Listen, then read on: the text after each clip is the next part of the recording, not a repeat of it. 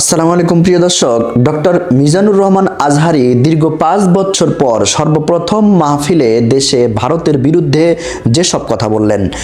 জনপ্রিয় ইসলামী বক্তা ডক্টর মিজানুর রহমান আজহারী বলেছেন, প্রতিবেশী বদলানো যায় না, আমরা ভারতের কাছে বন্ধুত্বে বিশ্বাসী, শত্রুতায় নয়।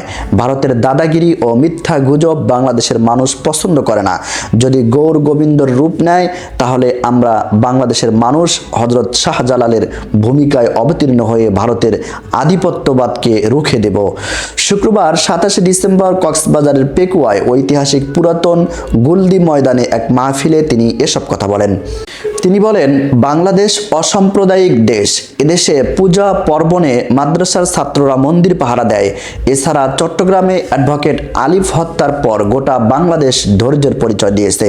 ডক্টর মিজানুর রহমান বলেন, ঐক্য হচ্ছে দেশ ও জাতির উন্নয়ন অগ্রগতির ভিত্তি। বিগত 50 বছর নিজেরা বিরোধে লিপ্ত হয়ে এই দেশটাকে শেষ করে দিয়েছি। জুলাই আগস্টের ছাত্র জনতার অভ্যুত্থানের পর জাতি হিসাবে আমরা ঐক্যবদ্ধ না হলে শহীদের রক্ত বৃথা যাবে। আমাদের প্রভু এক, আমরা এক উম্মাহ, আমরা এক উৎস থেকে এসেছি। সুতরাং ভিন্ন ভিন্ন বিভক্তি ও মতাদর্শে বিশ্বাসী হলেও দেশের স্বার্থে আমাদের এক থাকতে হবে। আমাদের আলেম সমাজকে ঐক্যবদ্ধ হতে হবে।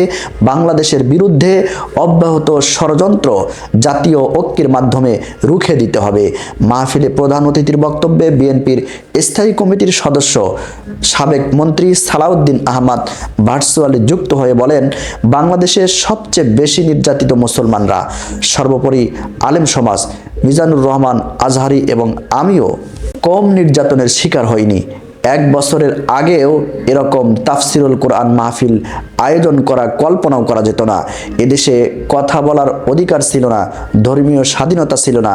দেশ এখন ইসলাম বিদ্বেষী, আলেম বিদ্বেষী, ফ্যাসিবাদ মুক্ত হয়েছে। আগামীর বাংলাদেশ বিনির্মাণে ফ্যাসিবাদ হটাতে জুলাই আগস্টের শহীদরা অকাতরে প্রাণ দিয়েছে। তাদের স্বপ্ন ছিল শক্তিশালী গণতান্ত্রিক বাংলাদেশ এবং বৈষম্যহীন একটি বাংলাদেশ উপহার দেওয়া। প্রিয় দর্শক, আগামীর বাংলাদেশ যেন অসাম্প্রদায়িক এবং বৈষম্যহীন শক্তিশালী ঐক্যবদ্ধের একটি দেশ বিনির্মাণে সকল দেশবাসীকে বক্তারা আহ্বান জানান।